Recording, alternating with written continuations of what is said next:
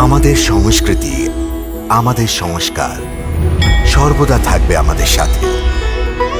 ভারতের মহান গ্রন্থ আর কাব্যের সম্পূর্ণ সংকলন। সাবস্ক্রাইব করুন তিলক।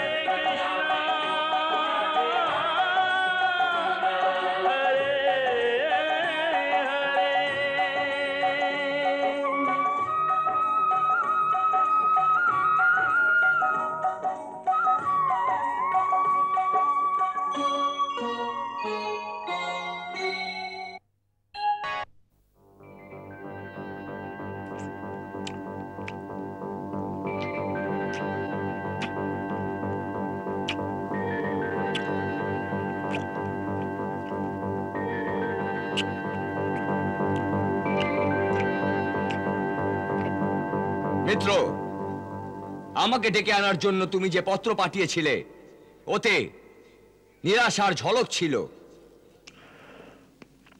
এমন লাগছে যে তুমি হতাশ হয়ে গেছো, ক্লান্ত হয়ে গেছো। মিত্র, পরিস্থিতি কিছু এমনি। আমি সারা পরিস্থিতির বিষয়ে জানতে পেরেছি। এই বিষয়ে আমি তোমার মন্ত্রীদের আর সাথীদের সঙ্গে বিচার বিবেচনাও করেছি। পরিস্থিতি অবশ্যই গম্ভীর, কিন্তু এমনি কোনো পরিস্থিতিতে মহারাজ কংসের ন্যায় প্রতাপী বীর যদি নিরাশ হয়ে যায় তো তার সাথীদের মনোবল কি দৃঢ় থাকবে? কংসের সামনে কোনো দিগ্গজ সেনা দাঁড় করে দাও, তাও কংস ঘাবড়ায় না। এক মত্ত হাতির মতো ওই সেনাদের চিরে চলে যায় সে। কংস ইন্দ্রের হাত থেকে বজ্র ছিনিয়ে নেবার ক্ষমতা রাখে মিত্র, কিন্তু এখানে ব্যাপার কিছু অন্য। এখানে আমার সামনে বীর যোদ্ধাদের সেনা নয়, এক বালক আছে, ছোট্ট এক বালক, দুগ্ধপোষ্য বালক। আর এই বালক কংসকে চিন্তিত করেছে, হতভম্ব করেছে। মিত্র, পুতনা আর উৎকোচের ন্যায় পরম বীর যোদ্ধাদের এক ঠোকরে সে জমলোকে পাঠিয়ে দেয়।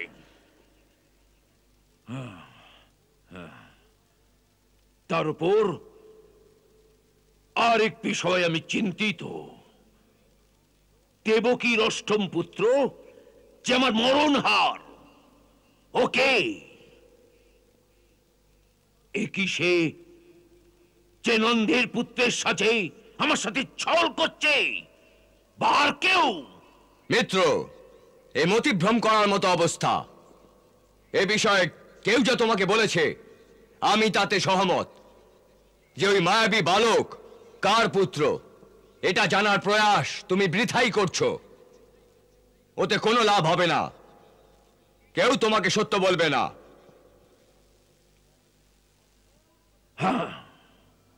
কেউ সত্য বলে না। কিন্তু একটি সত্য তো তোমার সামনেই আছে।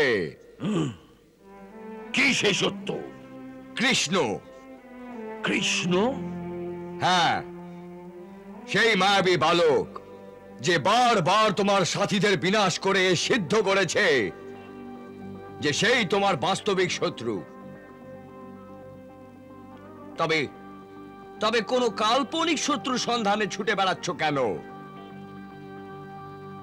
যদি কোনো এমন শত্রু থাকে, যদি সে আসেও বা, তাকেও জব্দ করা যাবে। কিন্তু এখন আমাদের সামনে যে শত্রু আছে তার বিনাশের যোজনা করছো না কেন? কিন্তু তার বিনাশের কোনো যোজনাই তো সফল হচ্ছে না মিত্র।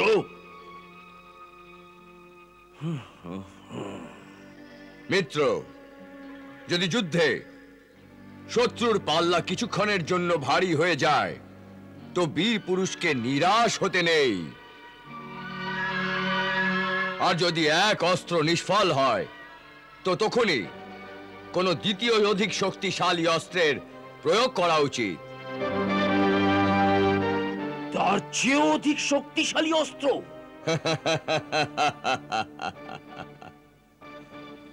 এমনি এক অস্ত্র আমি আমার সাথে এনেছি।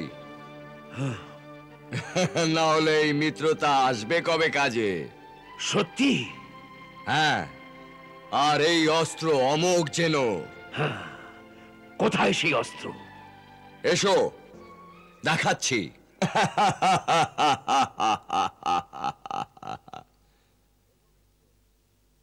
এসো মিত্র।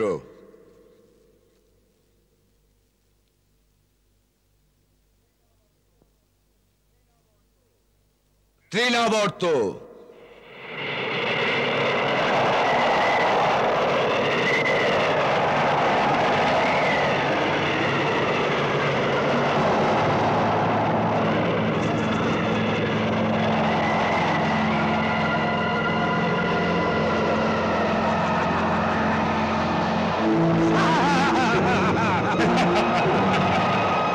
কি আজ্ঞাস্বামী?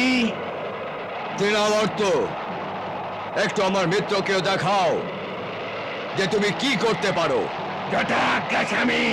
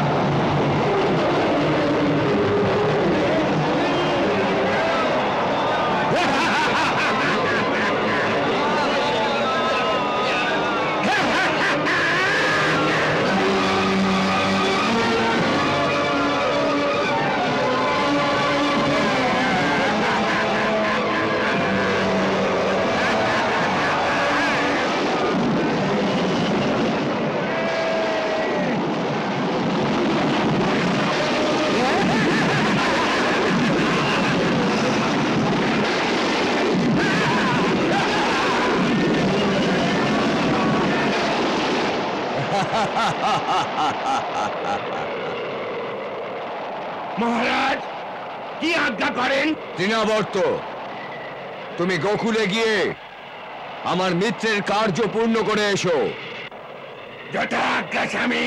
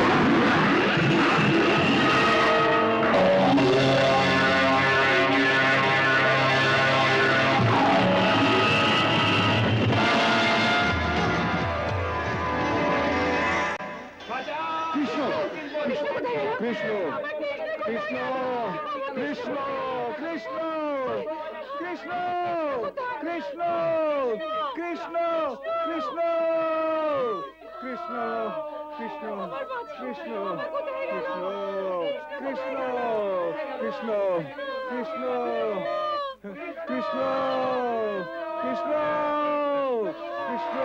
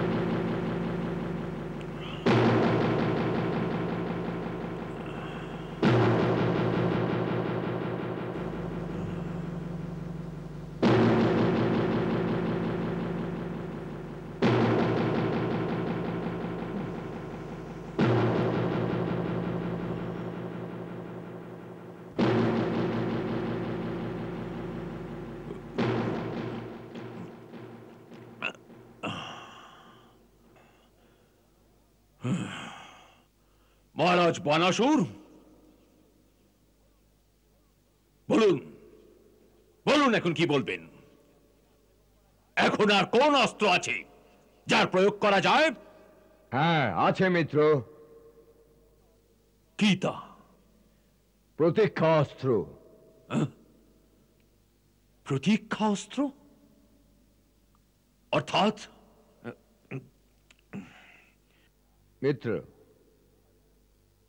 ইতিহাস এই শিক্ষা দেয় যে মনুষ্যের সময় সদা একরকম থাকে না। কালের গতি কাউকেই স্থির থাকতে দেয়নি।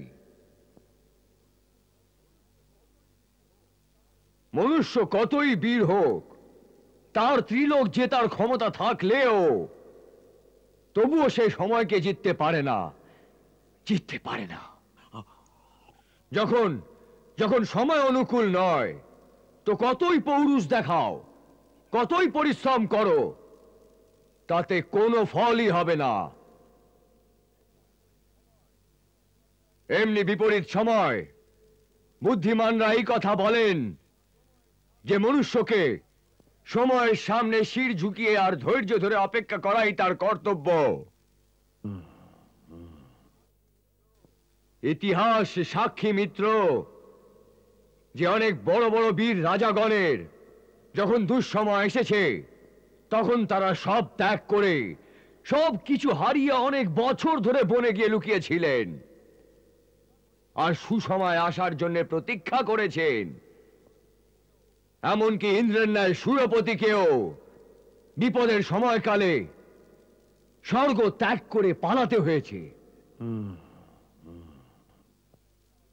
তাই আপনার বুদ্ধিমত্তার মঙ্গল এখানেই যে এই সময় শান্ত হয়ে বসে থাকুন আর সুসময় আসার জন্য প্রতীক্ষা করুন, কিন্তু এই বিশ্বাসের সাথে যে একদিন এই দুঃসময় সমাপ্ত হয়ে যাবে আর সুসময় পুনরায় অবশ্যই আসবে। একেই প্রতীক্ষা অস্ত্র বলা হয় মিত্র। কিন্তু দুঃসময় সমাপ্ত হয়ে গেছে আর সুসময় যে এসে গেছে, তা বুঝবো কি করে মিত্র? সুসময় যখন আসে তখন তার লক্ষণ চতুর্দিকে নিচে থেকেই দেখতে পাওয়া যায়। মনে সহসা যেন এক নতুন উৎসাহ আর স্ফূর্তির আভাস জাগরিত হয়। আশার দীপক মনের চারিদিকে প্রজ্বলিত হয়ে ওঠে। আর সেই সময়টাই হলো পুরুষার্থ লাভের। কিন্তু ততক্ষণ ততক্ষণ কি করব মিত্র? সর্বপ্রথম কাজ এটাই করুন যে ওই বালকটিকে ভুলে যান। ভুলে যাব?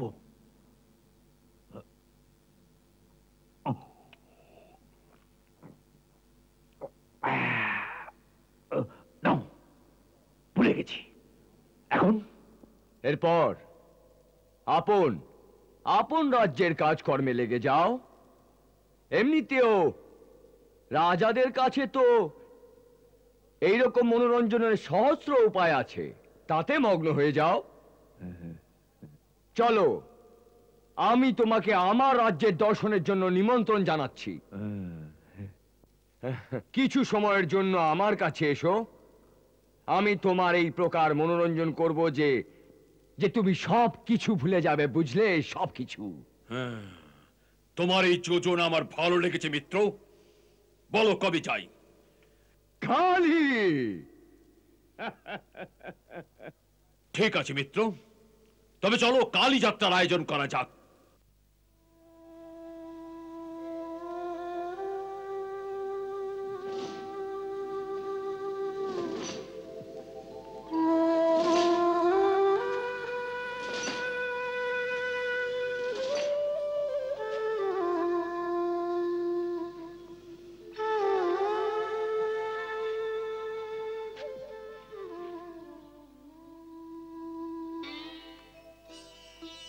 দেবী, কি চিন্তায় ডুবে আছো?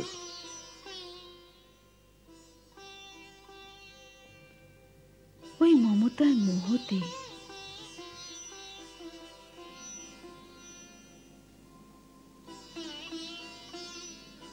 আচ্ছা, এ তো বলো, মমতা কি চিন্তা করছিল? চিন্তা করছিল না, কেবল কল্পনা করছিল যে এখন আমার ছেলে কত বড় হয়ে গেছে, এখনো বসতে শুরু করেছে কিনা, কখনো হামাগুড়ি দিয়ে চলছে, কখনো বলতে শিখছে। ব্যাস এই কল্পনাতেই হারিয়ে গিয়েছি।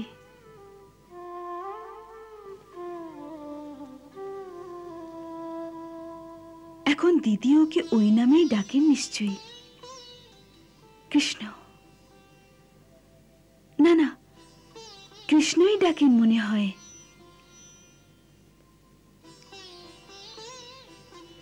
সে ওই নাম শুনে ফিরে দেখে নিশ্চয়ই। কৃষ্ণ কৃষ্ণ কৃষ্ণ। আরে আরে, একটু ধীরে বলো,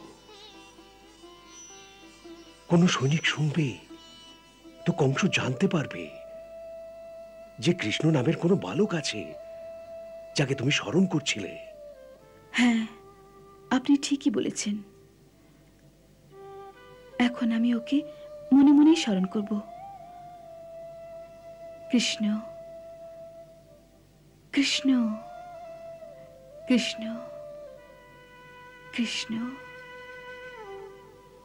কৃষ্ণ।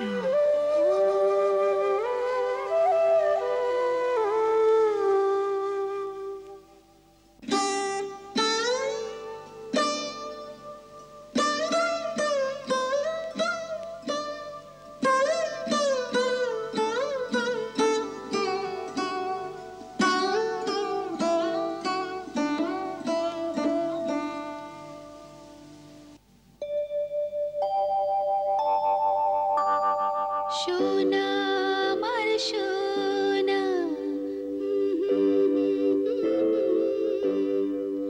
ঘুমাও রাজা ঘুমাও,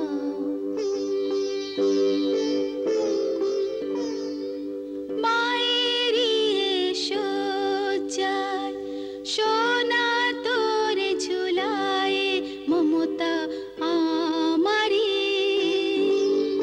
মমতা আমারি।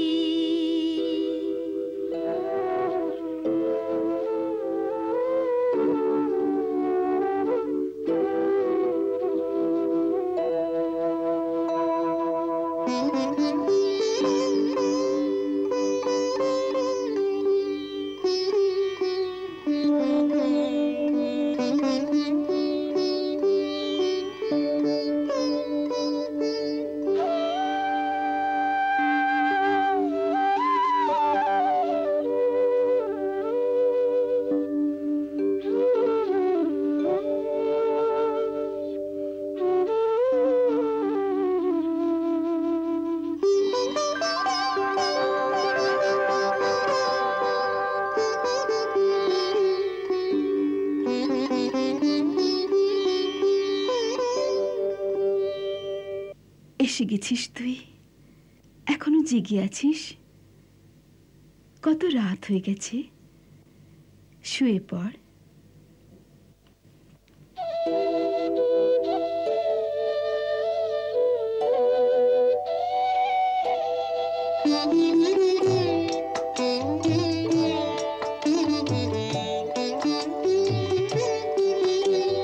সোনা আমার সোনা, ঘুমাও বাছা ঘুমাও, মায়েরই শয্যায় সোনা তোরে ঝুলায়, মমতা আমারি, মমতা আমারি, মমতা আমারি, মমতা আমারি।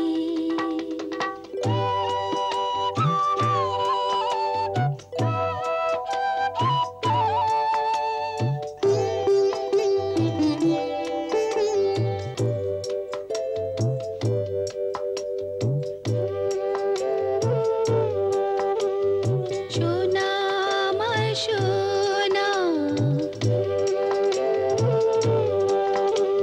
ঘুমাও বাছা ঘুমাও,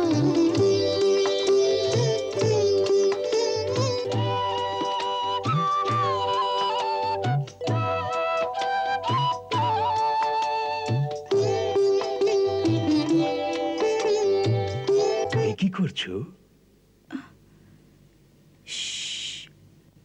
ধীরে বলুন, আমার সোনা শুয়ে আছে যে, জেগে যাবে।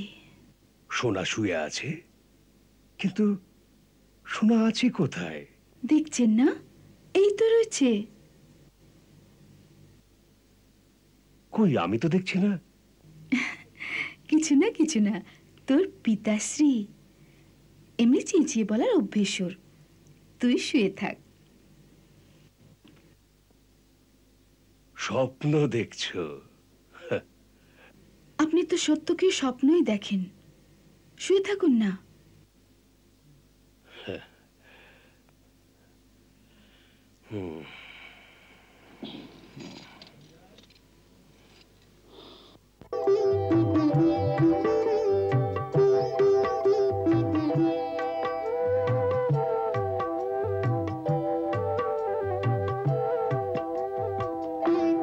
তোরে বড় হয়ে গড়তে হবে পবিত্র এক ধাম।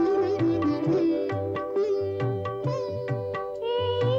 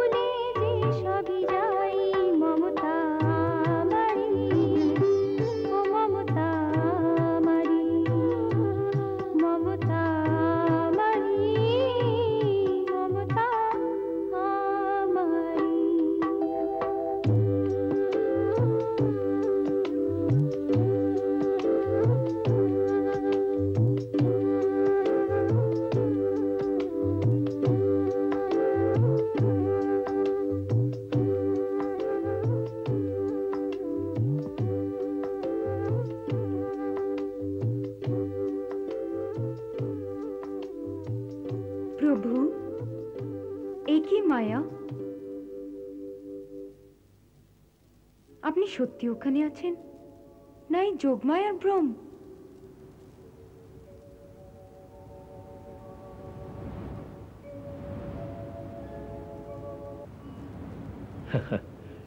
এ ভ্রম অথবা মায়া নয়, সত্যিই ওখানে আছি আমি। তবে শ্রী বসুদেবকে কেন দেখা দিচ্ছেন না? কারণ ওর দৃষ্টি জ্ঞান আর বুদ্ধির দ্বারা দেখে। আমি বুদ্ধি আর জ্ঞান দুয়েরই ওপরে। আমায় তো কেবল ভক্তি আর ভক্তির দ্বারা উৎপন্ন হওয়া বিশ্বাসের দ্বারাই দেখতে পাওয়া যায়, অনুভব করা যায়। মাতার বিশ্বাস আছে, পিতাশ্রীর চোখের সামনে বুদ্ধির তর্কের আবরণ আছে। সেই জন্যে বালক যে আনন্দ মাতার কোলে পায়, সেই দিব্য আনন্দ সংসারে কোনো অন্য কোলে পাবে না।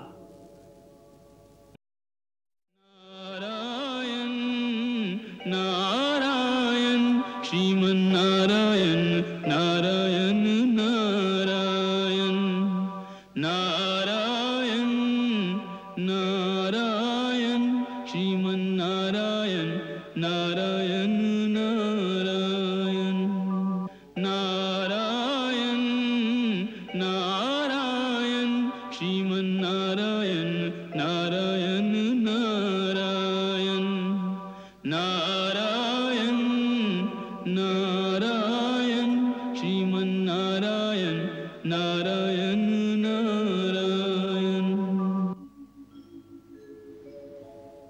ত্রিলোকনাথের চরণে ব্রহ্মপুত্র নারদের প্রণাম। কল্যাণ হোক। ভক্তরাজ বড় আনন্দ বিভোর দেখাচ্ছে, কি কারণে? প্রভু, আপনি তো সর্বজ্ঞ, সবকিছু জানেন যে আজকাল আমি মৃত্যুলোকেই থাকি। ওখানে ইদানিং স্বয়ং ভগবান শ্রীকৃষ্ণ বালক রূপে বিরাজ করছেন। বাহ বাহ, ওর ওই বাললীলার আনন্দ এমনি যে স্মৃতিতেই রোমাঞ্চ হতে থাকে।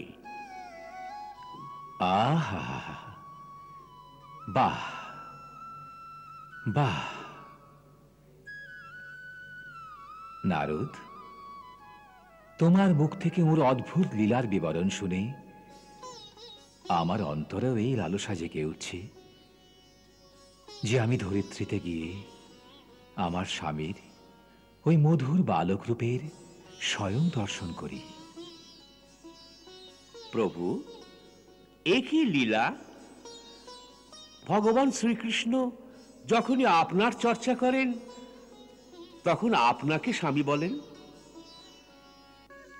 রাম অবতারে তো উনি আপন হাতে রামেশ্বরে আপনার স্থাপনা করে আরাধনা করেছেন। আর এখানে এখানে আপনি ওকে স্বামী বলছেন। প্রভু, আপনারা দুজনে একই, তবুও দ্বৈতরূপ ধারণ করে কখনো একে অন্যের ভক্ত হয়ে যান, আর আবার স্বামীও। প্রভু, এই সম্বন্ধের ব্যাখ্যা করবার শক্তি শেষ, ব্রহ্মা, সরস্বতীর কারোর মধ্যেই নেই। সব কথার ব্যাখ্যা সম্ভব নয় নারদ। প্রত্যেক কল্পতে যখনই উনি এই অবতার ধারণ করেন তখন আমি ওর এই বালক রূপের দর্শন করতে অবশ্যই যাই, কারণ যে এই রূপে ওর দর্শন আর কখনো হতে পারে না।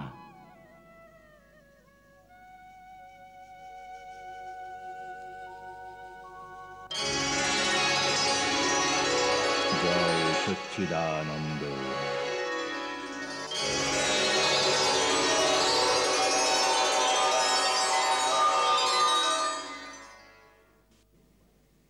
দেবী যোগমায়া,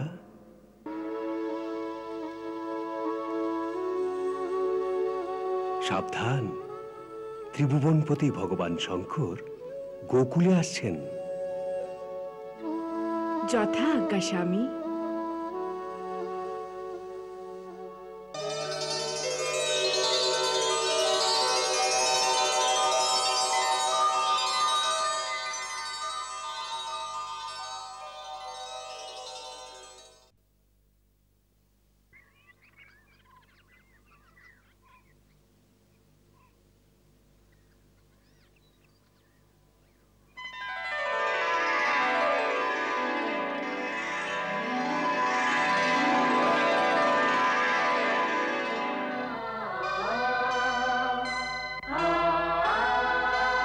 অলোক নিরঞ্জন, অলোক নিরঞ্জন, অলোক নিরঞ্জন।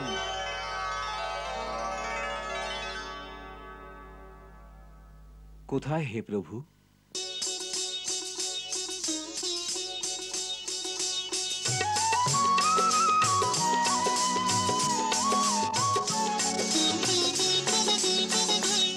এক যোগী এলো রে যেবার, দেখারে দুলাল রে, ও মাতা দেখারে দুলাল রে। যিনি জগতে এ পালক সবার, তারে নয়নে যে বাঁধব এবার, দেখারে দুলাল রে, ও মাতা দেখারে দুলাল রে।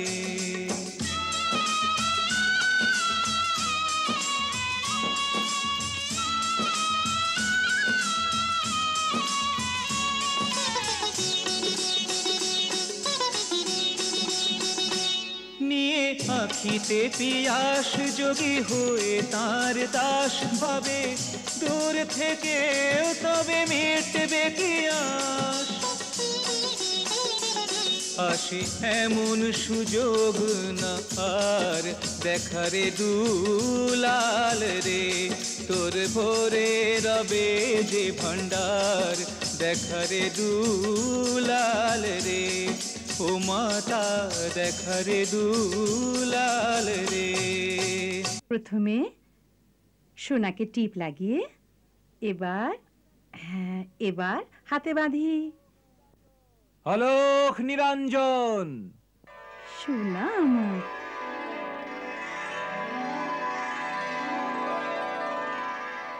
অলোক নিরঞ্জন,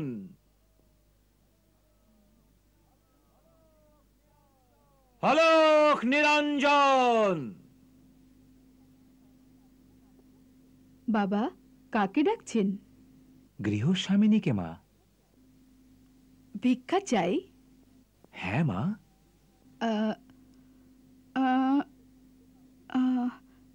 এখানে তো কাউকে দেখছি না। চলো আমার ঘরে, ওখানে তুমি ভিক্ষা পাবে।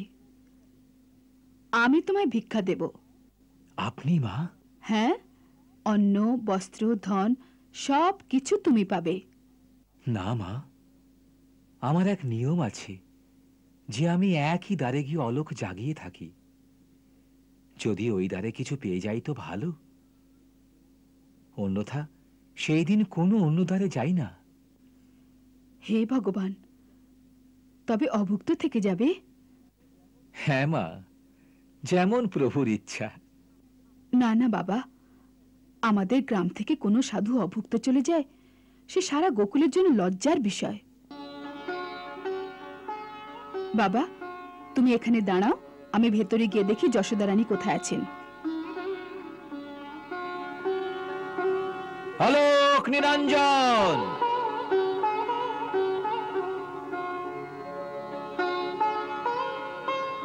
প্রভু দর্শন বিনা কিছুতেই যাব না।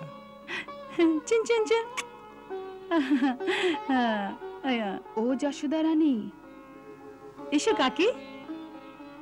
কি গো যশোদা রানী, তোর দৌড়ে এক যোগী কখন থেকে ভিক্ষার জন্য দাঁড়িয়ে আছে, তুই শুনিসনি ওর আওয়াজ? না তো, আরে শিগগির ওকে ভিক্ষা দিয়ে দিয়ে কোনো বড় মহাত্মা মনে হচ্ছে। আচ্ছা, একটু সোনার খেয়াল রেখো, আমি আসছি।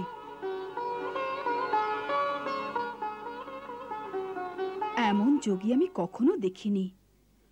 ওর মুখের ওপর থেকে চোখ ফেরানো যায় না। কেন? আরে এত তেজ আছে ওর ললাটের ওপর, যেমন সূর্যের তেজ হয়। আর দেখো কত কড়া নিয়ম ওনার। যে দ্বারে ভিক্ষার জন্য গিয়ে দাঁড়ান, ব্যাস ওখানেই ভিক্ষা নেন। আর ভিক্ষা না পেলে অভুক্তই থেকে যান। কাকি, আটা, চাল, গুড়, ডাল, ঘি এসব কিছু নিয়েছি, 2-4 দিনের জন্য পর্যাপ্ত। চলো। আরে দক্ষিণার জন্য কিছু ধনও রেখে নে, বড় দিব্যমূর্তি, ওকে প্রসন্ন করে আশীর্বাদ পাবি। হ্যাঁ, দক্ষিণা তো আমি ভুলেই গিয়েছি, আনছি।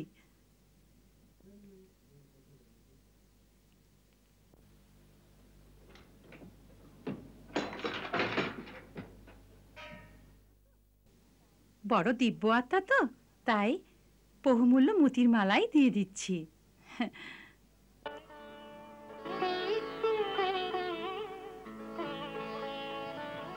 প্রভু, দর্শন দিতে এত সংকোচ? ধন্য ভাগ্য যে আপনি স্বয়ং সেবকের ঘরে পা রেখেছেন। সেবকের প্রণাম স্বীকার করুন। কে সেবক, কে প্রভু, তা নির্ণয় করার এ সময় নয়। এবার তো নিজের পরম ভক্ত জেনে আপনার বালক রূপের দর্শন করিয়ে দিন প্রভু। অলোক নিরঞ্জন, অলোক নিরঞ্জন, অলোক নিরঞ্জন।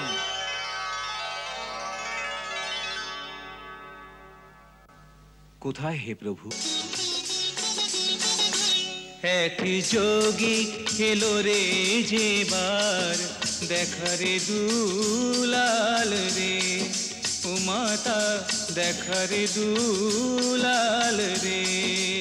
যশোদা রানী, তোর তোরে এক যোগী কখন থেকে ভিক্ষার জন্য দাঁড়িয়ে আছে, তুই শুনিসনি ওর আওয়াজ? না তো। আরে শিগগির ওকে ভিক্ষা দিয়ে দিয়ে কোনো বড় মহাত্মা মনে হচ্ছে।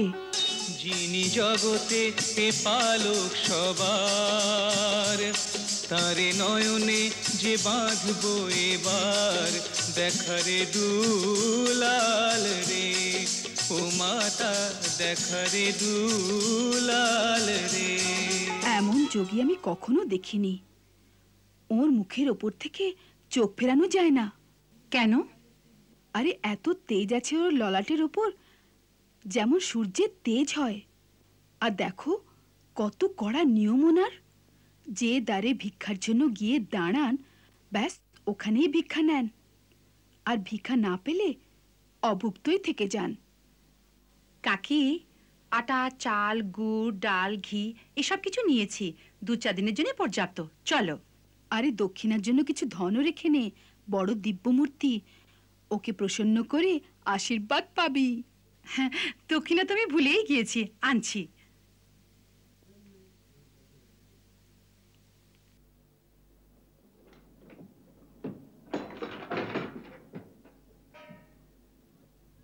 বড় দিব্য আত্মা তো, তাই বহুমূল্য মোতির মালাই দিয়ে দিচ্ছি।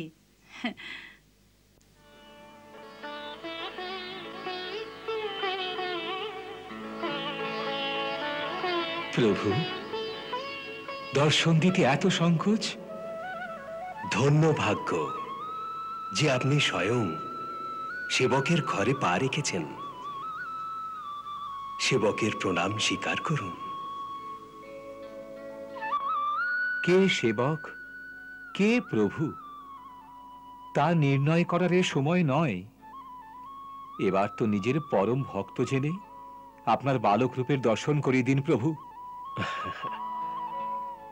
বালক রূপ তো এই সময় মাতা যশোদার কাছে বন্ধক রেখেছি, ওর কাছেই চান। এই যে মা এসে গেছেন।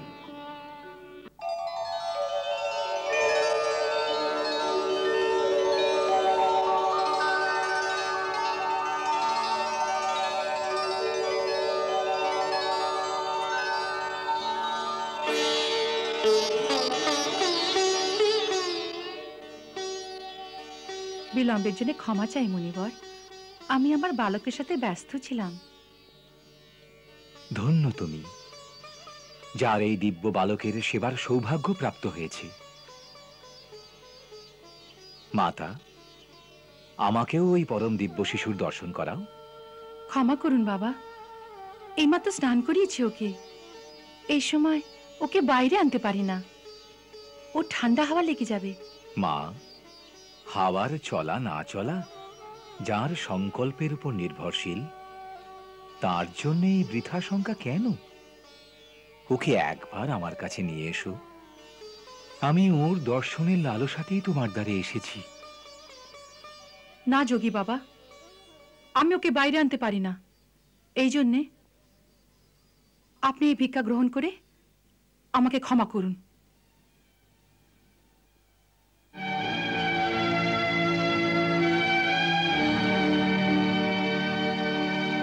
মাতা, এই হিরেমতি, এই পাথরের টুকরো আমার কি প্রয়োজনের?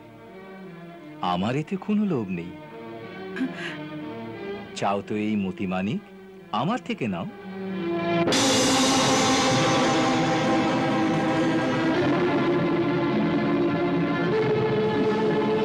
নাও, রাখো।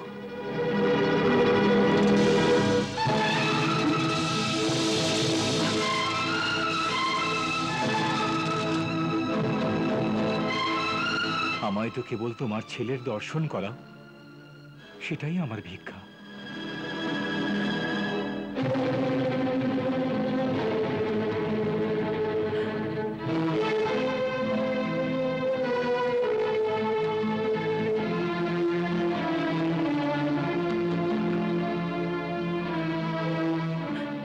কাকি, এ কোনো আসল সাধু নন, কোনো মায়াবী।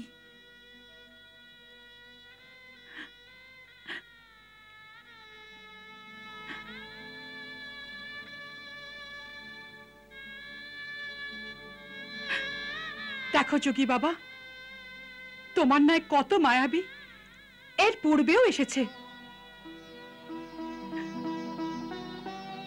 সবাই এর প্রকার মিষ্টি মিষ্টি কথা বলেছে। তোর ছেলে তো বড় দিব্য বালক, ওর দর্শন করিয়ে দে, আমার কোলে দে। তারপর তারপর সবাই ওর অনিষ্ট করার চেষ্টা করেছে।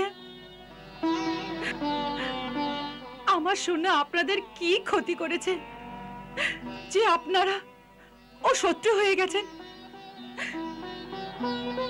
ভিক্ষা চাই তো নিয়ে যান, নয়তো অন্য কোনো পথ দেখুন। আমি বালককে বাইরে আনবো না।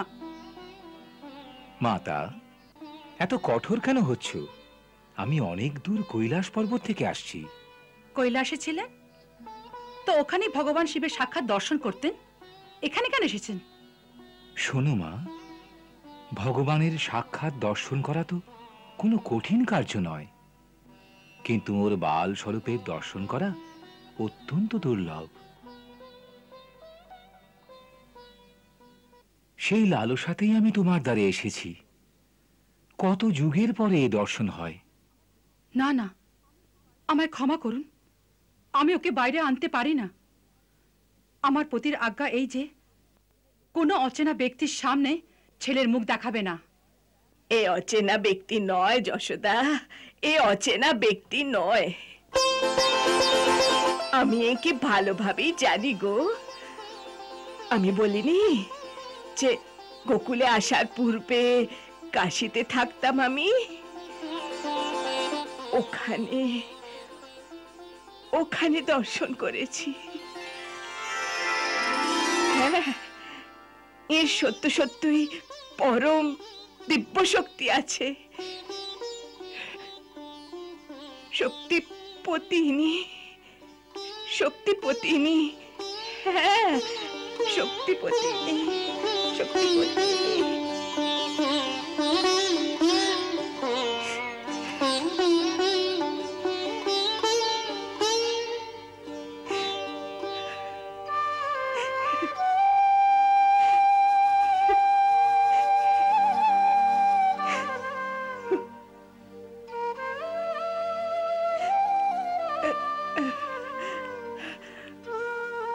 যশোদা, যশোদা, একে একে ছেলের দর্শন করিয়ে দাও। যশোদা রানী, একে ছেলের দর্শন করিয়ে দাও। এর দর্শন পেলে তোর ছেলেও বড় প্রসন্ন হয়ে যাবে। হ্যাঁ,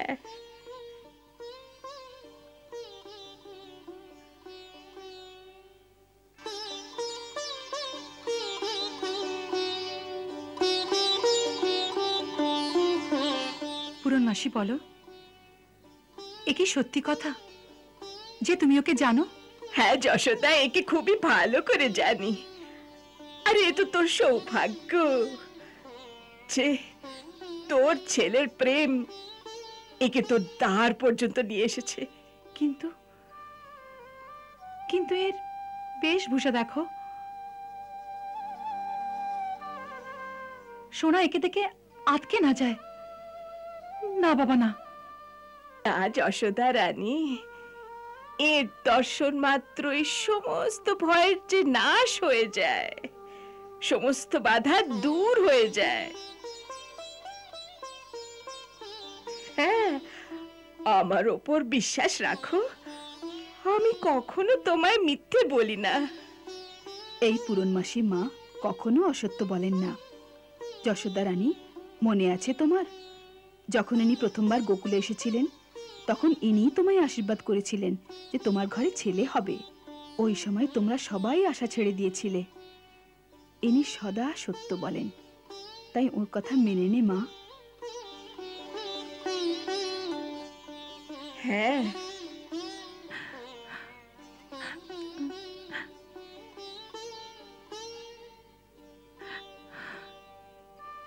যা মা, যা যা, ছেলেকে নিয়ে আয়। তবে তবে ছেলেকে আমি এর হাতে দেব না। আচ্ছা, ছেলেকে নিয়ে আয়, ইনি দূর থেকে আশীর্বাদ করবেন।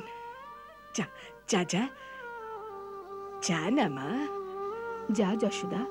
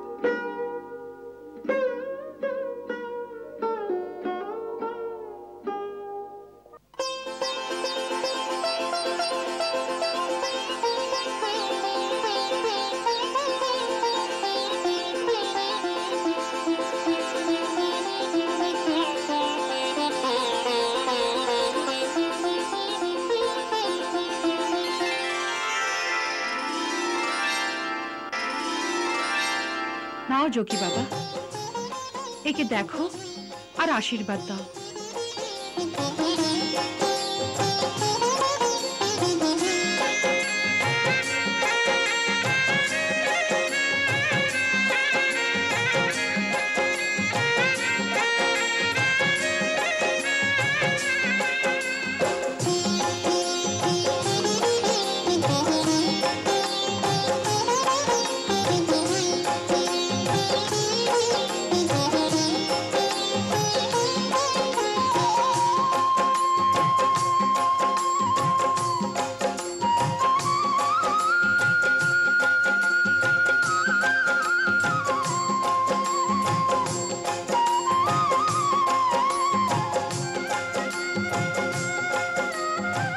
মাতা, আজ্ঞা হয়তো একবার এর চরণে মাথা ঠেকাবো।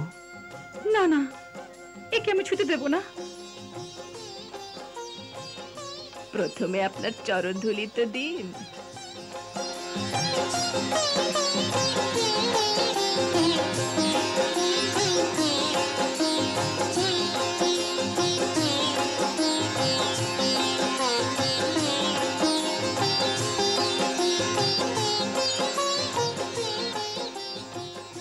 ধন্যবাদ প্রভু, কোটি কোটি ধন্যবাদ।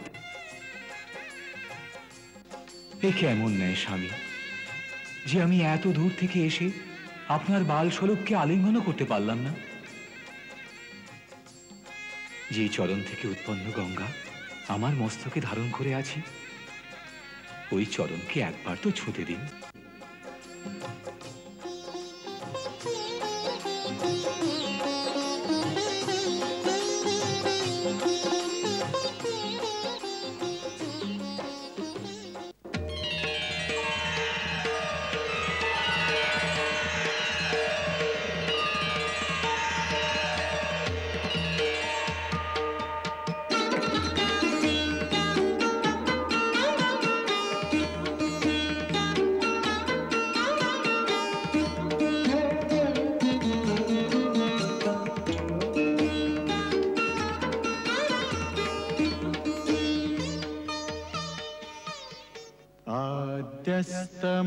आद्यस्तमोङ्कार आकार रूपम् परात् परं सत्यपरं त्रिसत्यम् योगीश्वरो वा जगदीश्वरो वा तं कृष्णरूपं मनसा स्मरामि।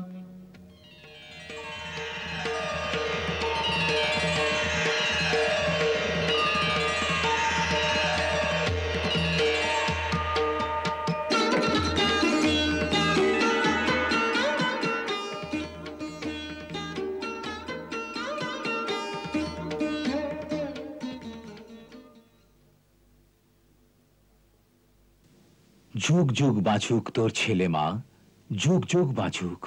এই নয়নের ভরেছে পিয়াস, নিরখিনু দুলাল রে, আজি মনে জাগে রে আশ্বাস, নিরখিনু দুলাল রে, ও মাতা নিরখিনু দুলাল রে। যোগী বাবা, আপনার ভিক্ষা তো নিয়ে যান। কাজ কি হিরে মোতিতে, এই প্রথম দিন আজকে যে রে,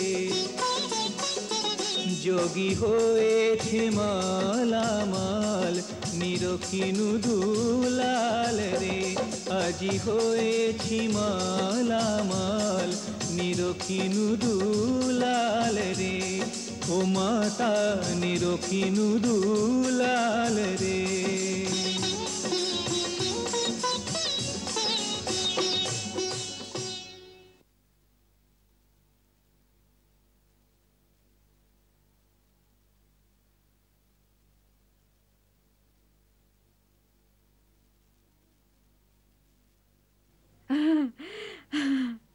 জয় হোক প্রভু।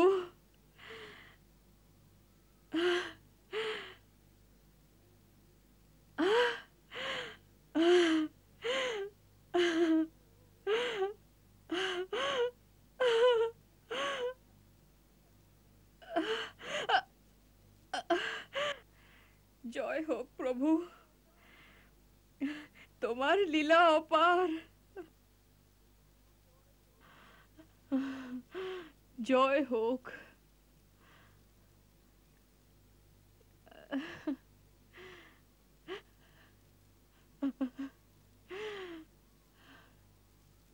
পুরন মাসিমা, এ কাকে প্রণাম করছো? আর এ সাধুই বা কে? ত্রিভুবনের পতি, এর সখা। নন্দ বাবা, এই ধরিত্রীকে প্রণাম করো, যেখানে ওর চরণ পড়েছে।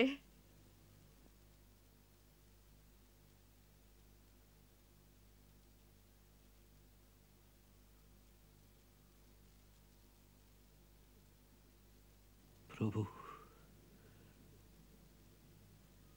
উনি তো সত্যিই দেবতা ছিলেন। তুই কে রে? তোকে দেখতে কখনো রাক্ষস আসে, কখনো দেবতা। বল না তুই কে?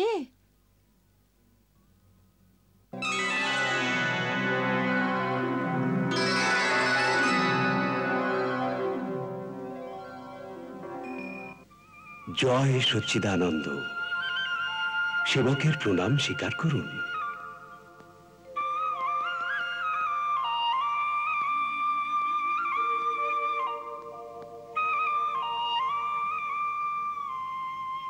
এত বিনম্রতা, আজ কি ব্যাপার নাথ?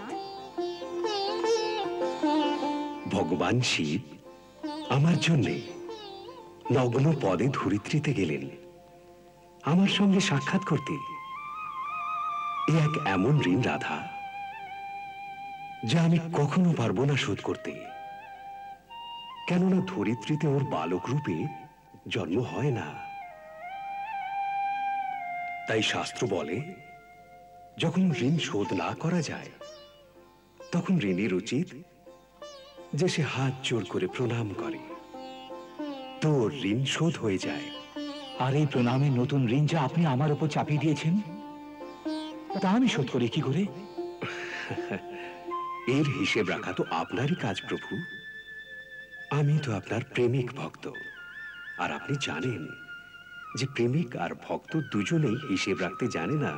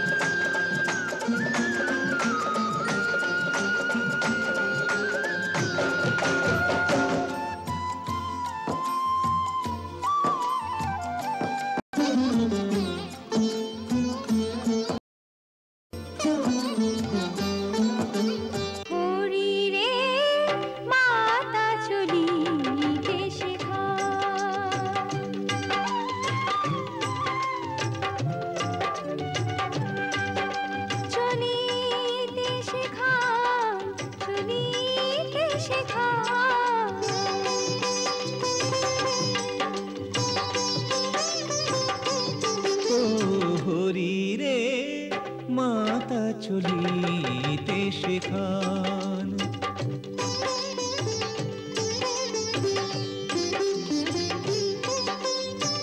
ছোট পায়ে পায়ে চলেন কানাই যে, চলিতে চলিতে ফের পড়েন কানাই যে। দেখে মানিকের ললিত ছন্দ দোল, দেখে মানিকের ললিত ছন্দ দোল। হিল্লোলে জেগে ওঠে তারি প্রাণ, হরি রে মাতা চলিতে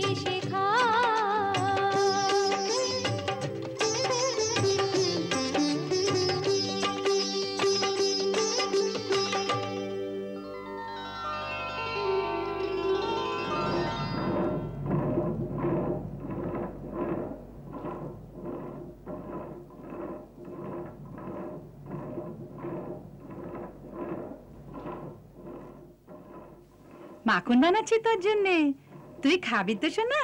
বল কি, হ্যাঁ খাবি তো?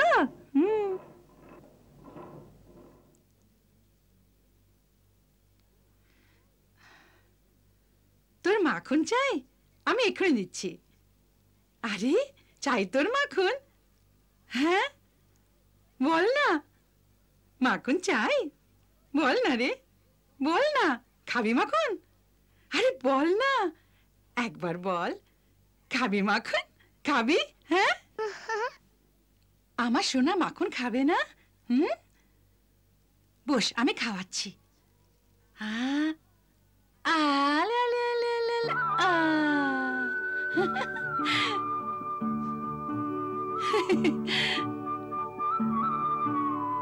কিরে ভালো না? আর একটু খাবি? এনে খা খা খা খা খা।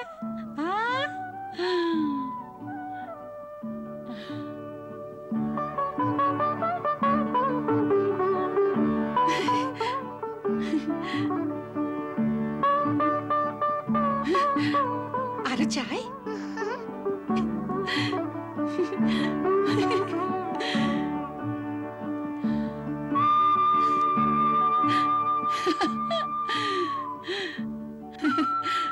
আরে আরো চাই এখনো?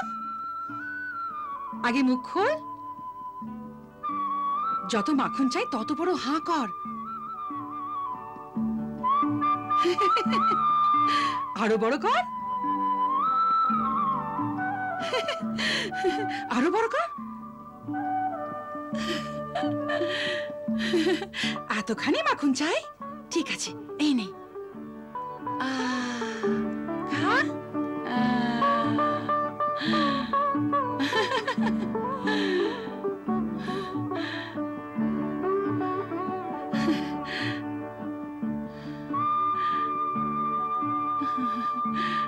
আরে আরে থাম থাম, আরো খাবি তো হজম হবে না, পেট খারাপ হবে। এত ছোট্ট হয়েও এত রাগ, বললাম না আর দেব না। আরে মায়ের রাগ দেখে তোরও রাগ? ছি ছি ছি ছি, মা তো এমনি বলেছে, মার উপর কেউ রাগ করে? আরে আমি তো তোর ভালোর জন্যই বলেছি। অধিক মাখন খেলে পেট গুড়গুড় করবে যে, গুড়গুড় গুড়গুড় গুড়গুড় গুড়গুড় করবে না? তখন তুই কাঁদবি। হ্যাঁ, যখন তুই বড় হয়ে যাবি না, তখন আমি তোকে এত বড় বড় মুন্ডু খাওয়াবো। হ্যাঁ, আমার সোনাকে খাওয়াবো যে। যশোদা আসছি দিদি। আচ্ছা তুই এখানে বস আর তোর হাতি আর ঘোড়ার সঙ্গে খেল, আমি এক্ষুনি আসছি, ঠিক আছে?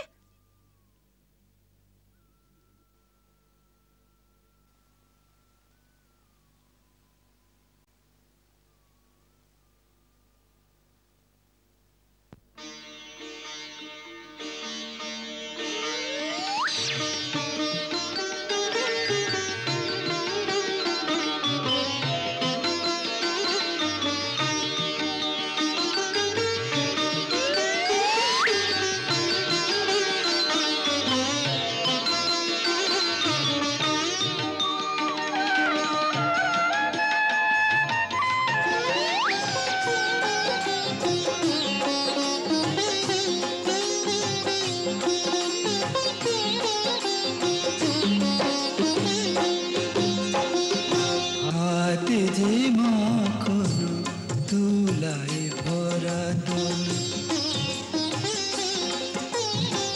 পায়ে পায়ে চলে যে, পায়ে পায়ে চলে যে হ্যারো মন মোহন, হাতে যে মাখন দুলায় ভরা তন।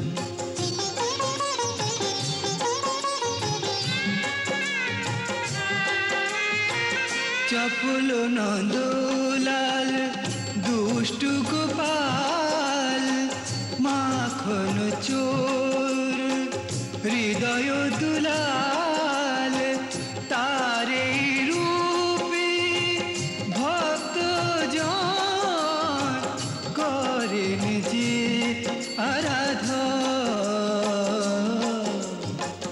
হাতে যে মাখন দুলায় ভরা তন।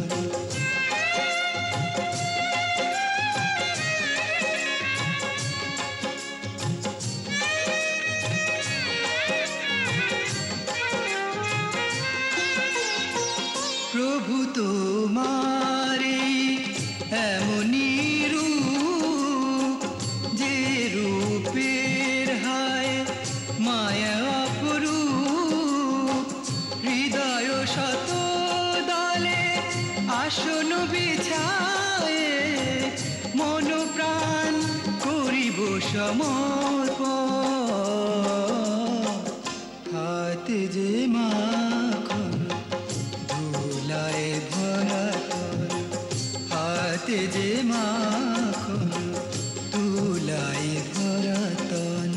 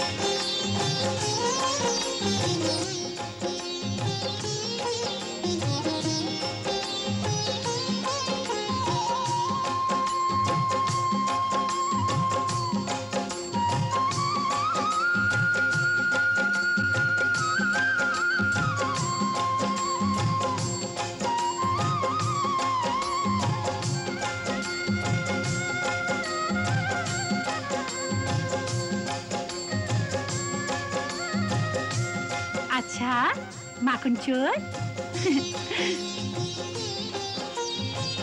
চুরি করে মাখন খাওয়া হচ্ছে। আমি মাখন খাইনি। চোরটা, আমি মাখন খাইনি। মিথ্যে বলছো? আমার বাচ্চা, আমার সোনা মাখন চোর না তুই? আমার ছোট্ট সোনা মাখন চোর। হ্যাঁ,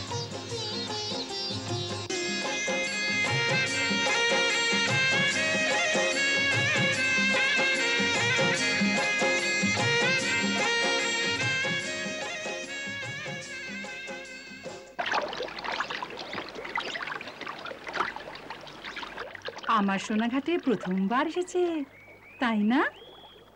মার সঙ্গে এসেছে ঘাটে তাই না সোনা?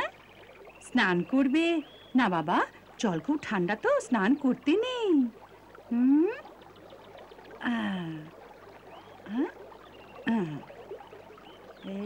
এই এখানে বসো।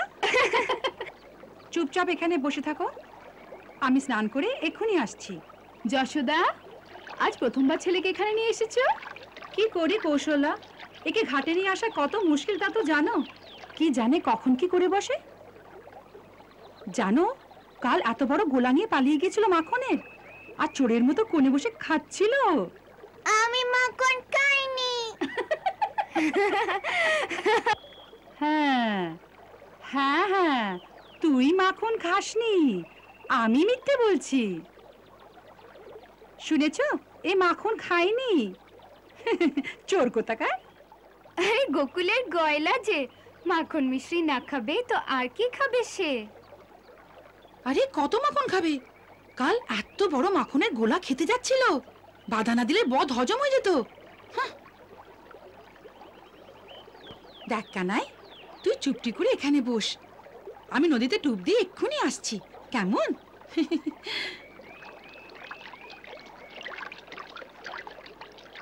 কানাই, কত নিষ্ঠুর রে তোর মা। প্রথমবার আনলো ঘাটে তোকে আর বন্দি বানিয়ে বসিয়ে দিল। আমার এমন মা হলে আমি রোজ ঘোড়া ভাঙতাম। আরে একে এমন শিক্ষা দিস না, তুই ওই দুষ্টটাকে চিনিস না, ও প্রতিদিন একটা করে ঘোড়া ভাঙতে পারে। হ্যাঁ, তাতে কি হলো, একটাই তো ছেলে তোর, রোজ একটা ঘোড়া ভাঙলে নন্দ আবার কিচ্ছু ক্ষতি হবে না। ভাঙবি তো কানাই তোর মায়ের ঘোড়া? ভাঙবি তো, ভাঙবি না? ওমা দেখ, বলে কি না ভাঙবো। আমি ওকে তোমার সঙ্গে পাঠিয়ে দিচ্ছি ঘোড়া ভাঙার জন্যে। পাঠিয়ে দিস? তোর খোকার হাতে আমি একটা কি 100টা ঘোড়া ভাঙতে পারি, কিন্তু তারপর বাচ্চাকে আমার কাছেই রেখে দেবো। একবার ভেবে নিস। না বোন না, এই কথা আমি মানতে পারছি না। 100টা ঘোড়ার জন্যে আমার সোনাকে আমি কি করে দেবো? চল চল চল চল।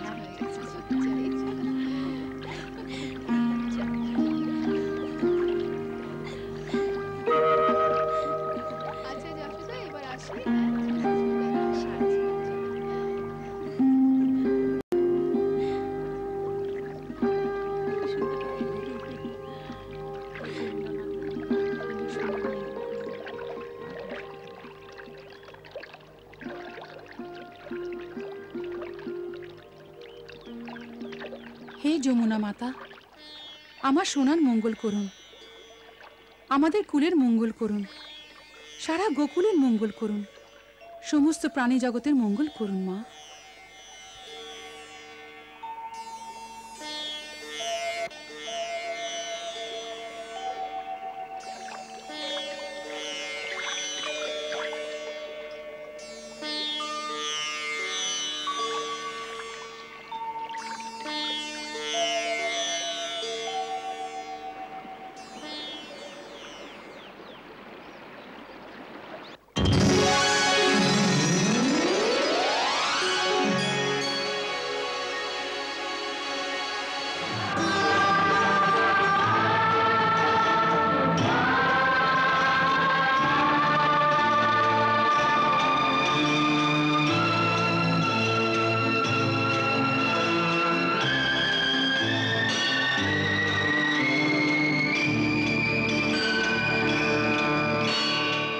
প্রভু, আপনার এই দাসী পৃথিবীর প্রণাম স্বীকার করুন।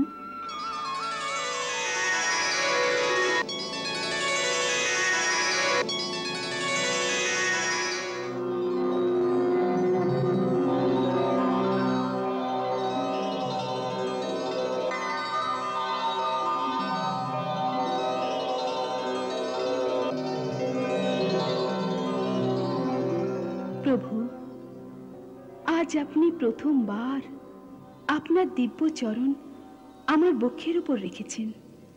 আজ আমি ধন্য হয়ে গেছি। আজ অবধি আপনি দোলনাতে কিংবা মাতার কোলে বা নিজের প্রাসাদে বিচরণ করেছেন। আমার পক্ষে তো আজ প্রথমবার এই চরণ কমলে স্পর্শ প্রাপ্ত হয়েছে। আমি ধন্য হয়ে গেছি প্রভু, আমি ধন্য হয়ে গেছি। যমুনা দেবী তো আপনার জন্মের সময়ে শ্রীচরণের স্পর্শ লাভের আনন্দ প্রাপ্ত করেছিলেন। আমায় এতদিন প্রতীক্ষা করতে হয়েছে। আজ আপনি আমাকে কৃপা করেছেন। আনন্দের আবেগে আমি তো বুঝতেই পারছি না যে আমি আপনার কি সেবা করি। আমার কাছে তো কেবল মাটি আর কাঁকড়ই আছে। আমি আপনাকে কি উপহার দিই? হে পৃথিবী মাতা, সারা বিশ্বে তোমার ন্যায় ক্ষমাশীল কেউ নেই। তোমার ধরিত্রীর ওপর সাধুও বিচরণ করেন, আর মহাপাপীও তোমার ওপর তার ক্রুদ্ধ চরণ ফেলে। কিছু লোক তোমার ধরিত্রীর ওপর পুণ্যকর্মের ফুল ফোটায়, আর কিছু তোমার ধরিত্রীর ওপর পাপের রক্তও বইয়ে দেয়, কিন্তু তুমি সবাইকে সহ্য করো, সবাইকে নিজের কোলে ধারণ করো, নিজের বক্ষ চিরে সবাইকে অন্নদান করো, সবার ভরণ পোষণ করো। মায়ের মতো তুমি সব ভালো মন্দ সন্তানদের কল্যাণই করো, কারুর অহিত করো না। সেই জন্যে হে মা, তোমার এই মাটি এত পবিত্র। এর চেয়ে ভালো উপহার আমার জন্য আর কি হতে পারে? তোমার মাটি, তোমার মাটি যে অমৃতের ন্যায় সুস্বাদু মা, অমৃতের ন্যায়। আমি একেই নৈবেদ্য মনে করে স্বীকার করছি।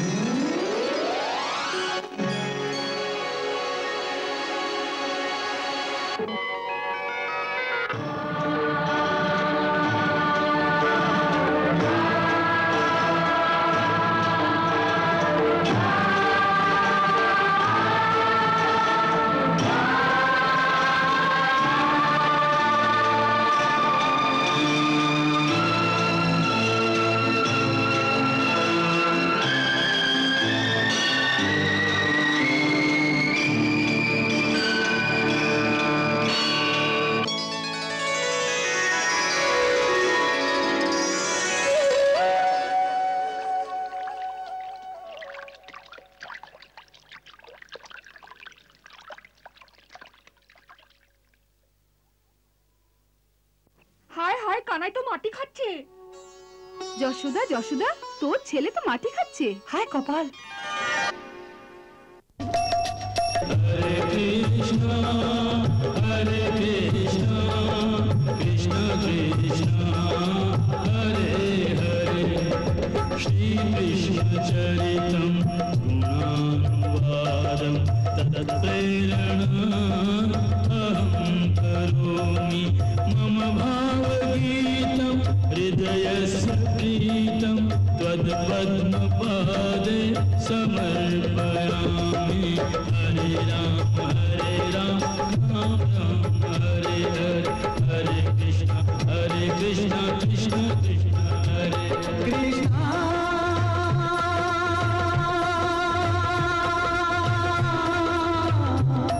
कृष्ण